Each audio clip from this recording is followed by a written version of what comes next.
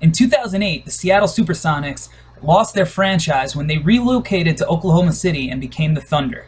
In 2016, we want to bring basketball back to the Emerald City.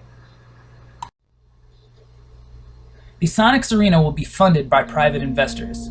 Chris Hansen is a managing partner at Valiant Capital in San Francisco, and he is leading the charge in efforts to bring an NBA team back to Seattle.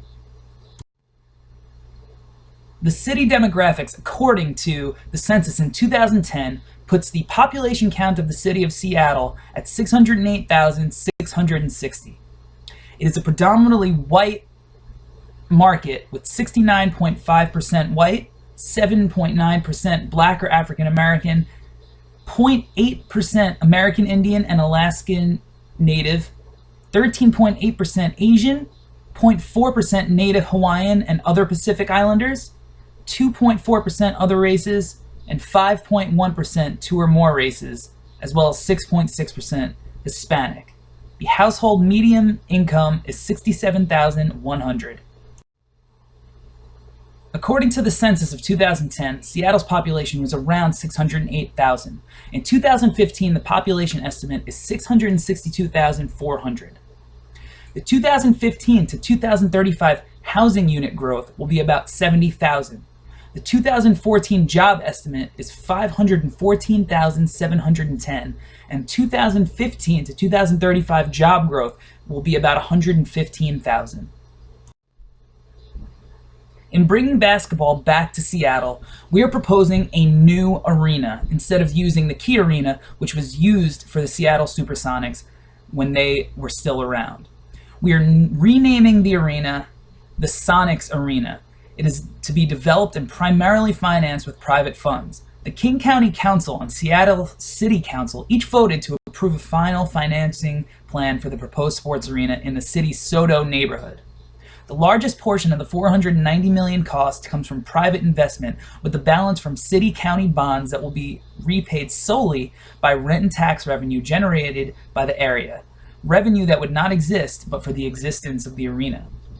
State-of-the-art arena will include significant improvements to seating, AV, and load-in, load-out as compared to the Key Arena, which would make it the premier concert venue in the Pacific Northwest. The capacity for said arena will be 18.5 attendees for NBA games, 17.5 for NHL games, and 19,000 for concerts. There will be many regional benefits of the arena in the Seattle area.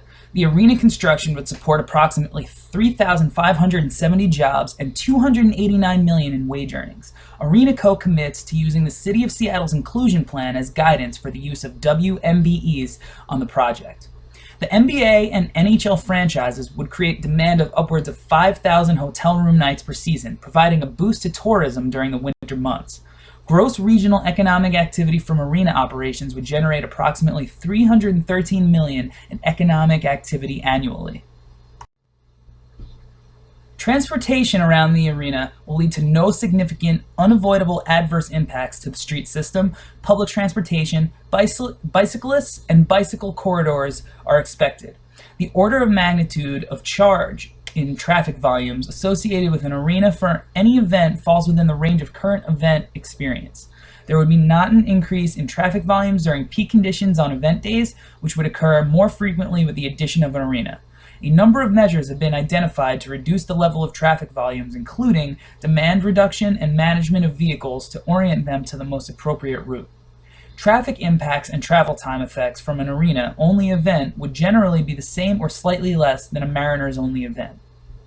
Adding arena events to days with Mariners and CenturyLink events, other than the Seahawks, will somewhat increase traffic impacts in the arena, but not beyond the maximum 72,500 cumulative attendance already seen at Seahawk games.